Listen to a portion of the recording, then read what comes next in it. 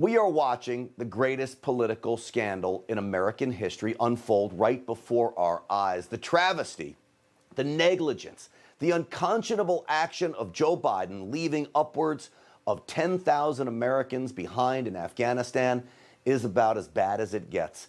An American president has abandoned American citizens in a dangerous, deadly city, now controlled by radical jihadists who would like nothing more than to kill those Americans. For Joe Biden, it's not just America last, it's Americans last. And it is an absolute disgrace. Here is President Trump on Newsmax less than an hour ago. We had it set up really well. I spoke with the heads of the Taliban. I had very, very tough conversations. They knew they'd be held to pay if anything happened. The last thing that was coming out was our military, and we were going to take all the civilians. Second was going to be all of our equipment. We're taking it back.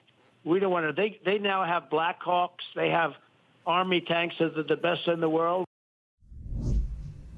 You know, President Trump put contingencies on them, meaning if they make a move, if they breathe the wrong way, as the president said, he'd blow them up. They believed President Trump. They weren't afraid of Joe Biden, which is why we're in the mess we're in now. So right now, Afghanistan is overrun by these Taliban holy warriors. It is nearly impossible for Americans to move without fear of being executed. Yet Joe Biden's State Department tells those stranded Americans to make their way to Hamid Karzai Airport. And they end their email. Yes, they did this in an email. Quote, "The U.S. government cannot guarantee your security as you make this trip." That email alone is criminal as far as I'm concerned. Joe Biden pulled the military out before he pulled out our citizens that desperately need protection. He gave up Bagram Air Base, the largest U.S. air base in Afghanistan. Joe Biden surrendered the critical air base that could have been used as a base of operations to evacuate Americans. It really is that simple. The decisions made by Team Biden have been nothing short of reckless. And American families, now trapped in Afghanistan, are alone. They're scared and could face certain death. And we're going to get everyone that we can possibly evacuate it. And I'll do that as long as we possibly can until the clock runs out or we run out of capability. Do you have the capability to go out and collect Americans? We don't have the capability to go out and collect up large numbers of people. Until the clock runs out? They don't have capabilities? Of course they do. And plus, the clock sure looks like it's already run out thanks to Joe Biden. Our Secretary of Defense just told stranded Americans they're probably not coming for them. It's not my America. America most certainly has the capability. I promise you, there is a SEAL team that wants to move in right now. The America I know, the military that I respect, would have those special forces, maybe the 101st Airborne Division, I don't know, Marines too, in armored personnel carriers thundering down the streets of Kabul, rescuing Americans, heroically pulling out the innocent, straight out of harm's way. Instead, Joe Biden gave an order even worse than standing down. He gave the order to cut and run. There is no help. Even as they try to move troops back in, the damage has been done. Rapid collapse that was widely estimated and ranged from weeks to months and even years following our departure. There was nothing that I or anyone else saw that indicated a collapse of this Army and this government in 11 days. Well, if that's the case, then General Mark Milley should resign, because everyone with a brain saw indications of a rapid collapse. I called it myself on this program months ago. Now this pathetic blame game while Americans in Afghanistan shelter in place, hiding, fearing for their lives.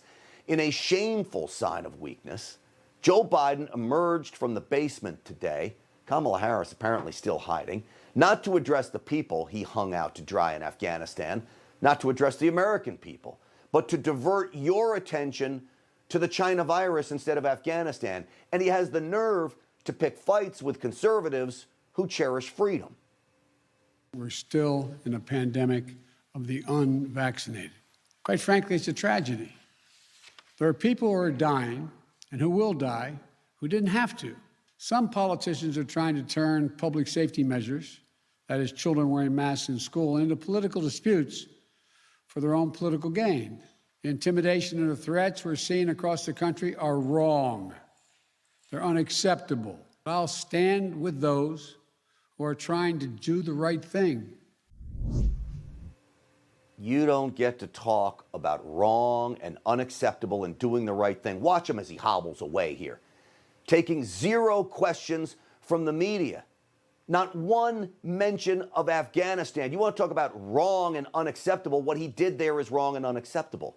Here's why he's diverting your attention, by the way, because right now, it's not just everyday Americans turning on Team Biden, but the deep state is too. There are leaked stories now coming out about Biden being warned of the Afghan collapse, no matter what General Milley says.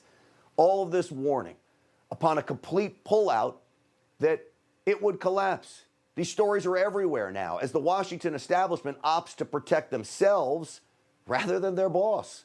Numerous media outlets are running stories that General Mark Milley, he might have just said otherwise, but they say differently, Defense Secretary Lloyd Austin, Security Advisor Jake Sullivan, even the feckless Secretary of State Antony Blinken, all useless leftist pawns. These stories now claim they warned Joe Biden not to pull out the way he did, so as they sell each other out, turning on Biden, we can never forget the ultimate victims in this absolute disaster. The Americans abandoned by a government and a president they trusted to keep them safe. Hey, I'm Rob Finnerty. Thanks for watching. If you enjoyed this video, please join the conversation in the comments below. Don't forget to subscribe, too.